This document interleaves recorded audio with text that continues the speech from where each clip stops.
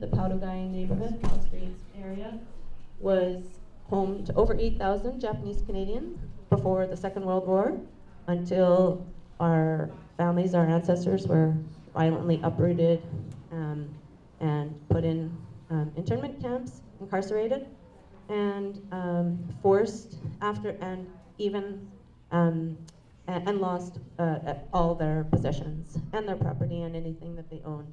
So that's the history, but then the context is that we're talking about public space, and what are we going to create in this neighborhood, in this public space, to memorialize or to remember our stories, our histories, our families, and but how can we do this in a good way? Because for Powell Street Festival, we do not want to be gentrifying the neighborhood. We don't want to be displacing the people that live here now. We want to make sure we're collaborating with Musqueam, Squamish, Tsleil-Waututh nations and urban indigenous communities, and with the downtown east side, our friends and neighbors in the low income and all the communities that have been marginalized by the systems that exist now.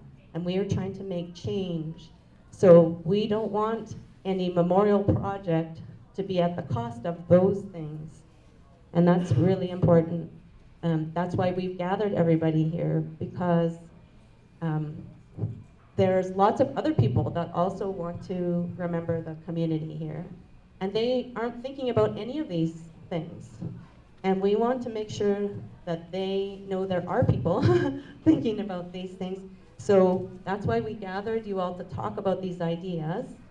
Within the city that we live, when we talk about public realm, it immediately implicates ideas of property and access, and who has access and who does not, what's privatized, what's owned property. So obviously a very settler sort of concept space. One is parks, you know, and I've included Powell Street grounds here, Oppenheimer Park. This idea of open space where people democratically are supposed to all have access, and all have access to do the things that they want to do in public, and to come together as community in public space. Now, that's very contested. I know there's a lot of critique around that.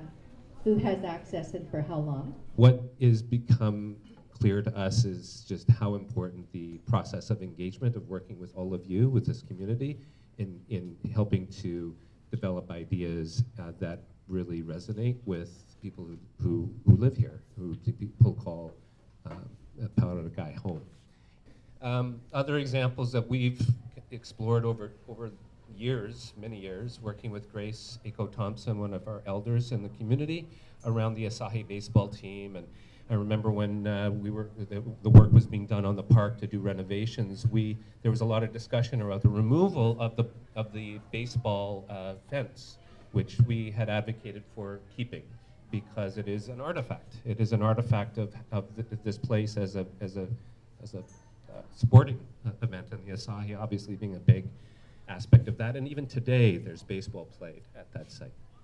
And thinking about how we could commemorate that by using pixels in the fence, have these faces embedded in them, or maybe images in the fence. And perhaps there's still an opportunity to do that. The ideas that were coming forward in 5 categories. And so you can see, like on the slide, or also just if you could see what I'm holding, I know it's really small, that we have created 5 templates and they're in these categories, and I'll just describe them to you. The first one, okay, let's look at the slides. Upper corner, there's a little like a swing set, and so that's a category of play. So if you have an idea that falls into the category of play, like something that's playful for children or even for adults, please grab a play template and draw, write, whatever you're comfortable with your idea. The next one in the middle, upper, is kind of like a bench. And so that category has to do with things that are utilitarian, things that would bring,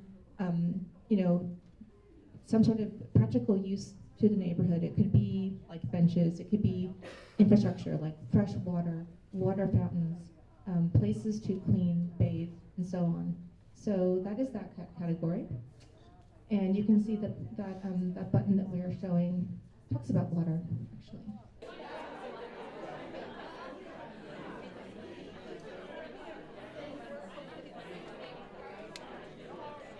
Like, there's barriers to like connecting with Japanese culture when you don't know the language, because there's words that just don't translate. There's things that don't translate, and so yeah, I think the desire to feel connection is deeply rooted here.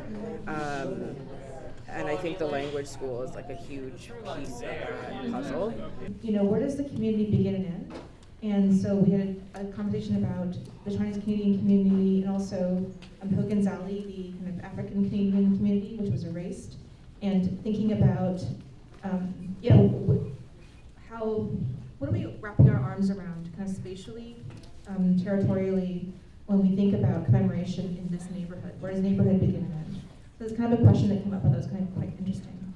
So pulling out from our notes, some of the themes that I would put into our cloud, our word cloud, would have to do with community, solidarity, layering, stories, and language. The question of what things do you need and or want to see in the neighborhood, we wrote the word nature. We talked a lot about the importance, sort of riffing off of Norm's talk before we started, the importance of sort of recovering those natural water systems and systems that just like living, growing environments here that are still here. So thinking about this neighborhood not just as an urbanized place, but also that it's also remembering that it's a natural place. Starting with the stories and the realities and complexities of this neighborhood, but landing more on the aspects of community and warmth and resilience that exist. And focusing kind of on the big idea of removing asphalt and returning the land to the way it was in any way that we can. Acknowledging that is a complex project, but in a way that maybe can memorialize and commemorate the history of this place. We had thoughts of Japanese-style architecture and a memorial garden, an urban garden and other amenities, many more washrooms, and just an acknowledgement of the hopeful future through the greening and reclaiming of this space, especially on Powell Street. We talked about how important the oral histories are for the indigenous community, as well as just the sort of everyday stories about the Japanese people that were affected by internment, and just the kind of personal stories told on a one-to-one kind of level,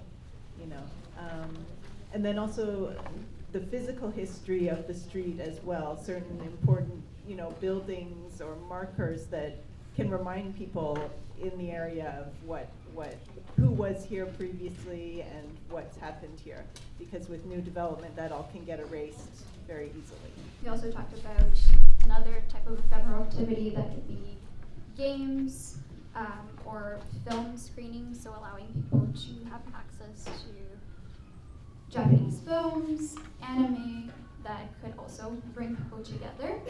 Kind of bigger themes were a focus on activities for families and intergenerational spaces.